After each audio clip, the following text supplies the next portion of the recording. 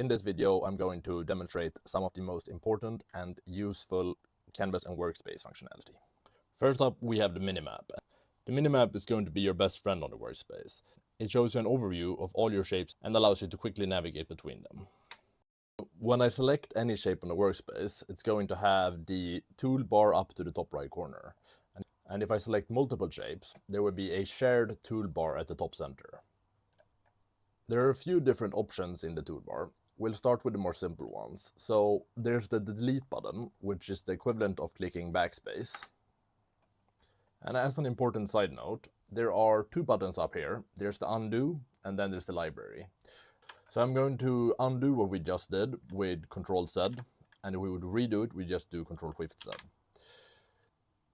And an important thing to note, when deleting a shape in a workspace, it's not deleted from the backend. So if I would like to delete it fully or get it back, I can do so from the library. So here we have the chat we just created, and then we can either open it, or if we'd like to delete it, we have to go here and permanently delete the chat. And that deletes the shape fully, both from the backend and frontend.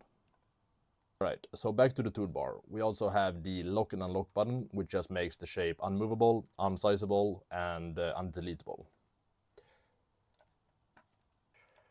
Most shapes also have a maximize button. However, this is only available if you have a single shape selected. And this takes you to the full screen version, where you just interact with the shape, but there is no canvas behind you. And finally, there's the minimize button. This minimizes the shape, but keeps all the functionality, with just making it a bit cleaner on the canvas. And to show this in action, I've created a new chat to the left, and then we'll minimize all three of these shapes. Now I'm still able to connect these to the chat, so they keep all of their functionality. At the top center of every shape, we have the title and the description. And this is actually quite important, because if you have multiple connections, this is how the AI determines what to call. And we could update these to whatever we would like.